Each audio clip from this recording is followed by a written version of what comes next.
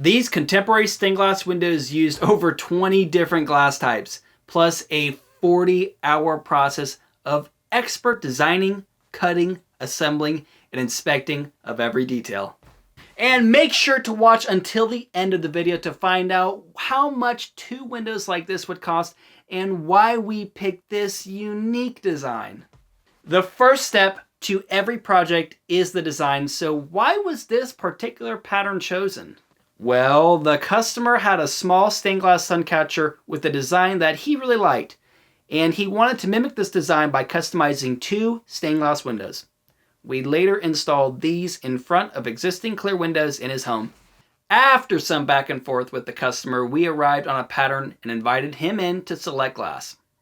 Now, we stock most of the glass in the original sun catcher, and we used that as a starting point. However, he wanted to make it unique and add a bit of color. I was worried about compromising the aesthetic of the design, since most of the glass in the original sun catcher was clear. Adding in different colors may look out of place. To avoid that, we chose pale colors of blue, green, peach, and amber. And we strategically placed the colors throughout the design so they wouldn't be over-clustered in one area, resulting in a balance of shapes, colors, and textures. Now, when you look at these windows, both coordinate but don't appear to be exactly the same. This is achieved by creating the same window twice and rotating one at 180 degrees. This can be a useful strategy to reduce the cost of the project by eliminating an additional design fee. If you are looking into making your own stained glass projects, here are some helpful cutting tips. We use an apron, safety glasses, gloves, a straight edge, and a glass cutter. Now, since these windows are using mostly clear and pale colored glass, we can use a light table for the entire cutting phase. Due to the large variety of glass being used, you can kind of see on the pattern that we have written a number corresponding to each piece of glass. We have a ledger that tells us which numbers match with each glass type. After it's cut, we mark it to make sure we don't cut too many. In this case, we're cutting 2 duplicates, so we'll mark each twice. Now, cutting different textures may look harder than cutting typical smooth glass. Textured glass has a rough side, but it also has a smooth side. Cutting on the smooth side is just like scoring on textured clear glass. If you want to learn more about that, check the card up on the screen to a playlist on how to do everything stained glass related. So here you see the glass piling up on the pattern. One thing we have not yet mentioned is the use of beveled glass. All the bevels used in this project are stock bevels. This means we do not need to bevel any customized shapes. This is a handy way to incorporate beveled glass while still staying within a reasonable budget.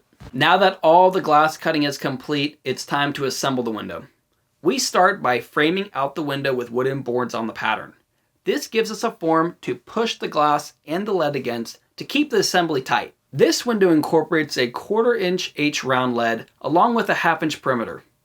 To solder the window, we're using a Weller soldering iron, 50/50 solder, and paste flux. After the window is fully assembled, but just before soldering, we'll check the size to make sure this panel is going to fit perfectly during the installation. Now, if you are not familiar, solder is like glue holding each piece of lead together.